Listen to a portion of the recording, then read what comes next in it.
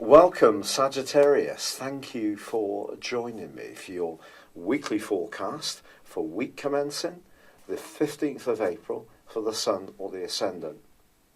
If you've yet to subscribe to my channel, I would be grateful if you did so now.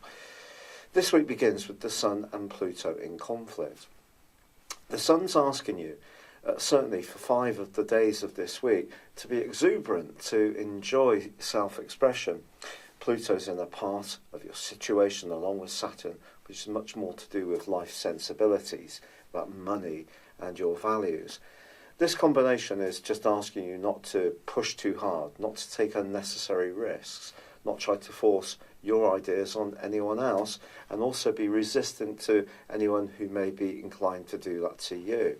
Pluto can be about force, the Sun in the 5th house, very much to do with enthusiasm and a belief that everything will work out fine.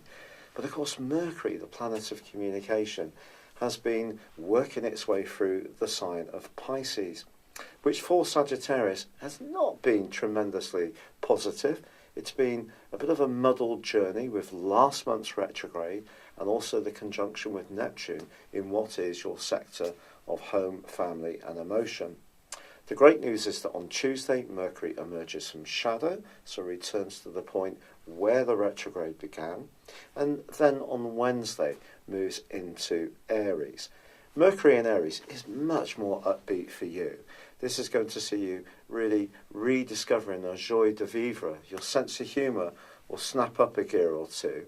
But it is true that then the Sun goes on to conjoin initially on a disassociate basis with Uranus, the planet of surprises, before moving early on Saturday morning, about 8:50 GMT, into the sign of Taurus.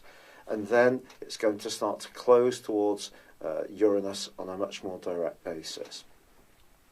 This suggests that when it comes to your work or life organisation, that some fresh approaches can work wonders over the next week or so.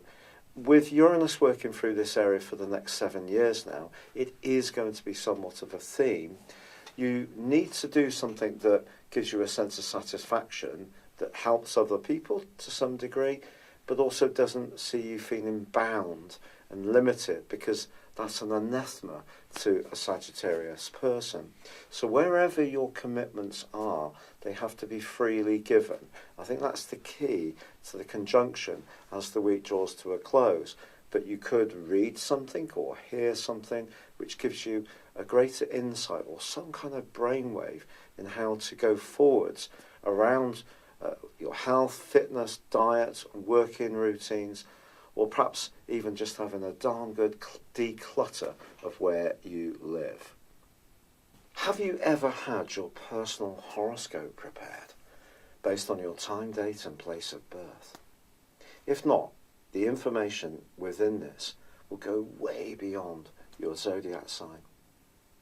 Based on your character analysis or 12-month personal horoscope forecast, if you choose to have both, I will give you a 30% discount. My forecast uses a modern form of prediction called directions. This is where we advance a natal birth chart forwards 1 degree for every year of your life, and then compare it to your natal birth chart when you were born, and also to current transitory planetary activity. A large astrological study found that this was the most accurate form of forecasting. Why not join me beneath this video on the link and check this out for yourself? But for now, it's been a pleasure being with you. Good luck and goodbye.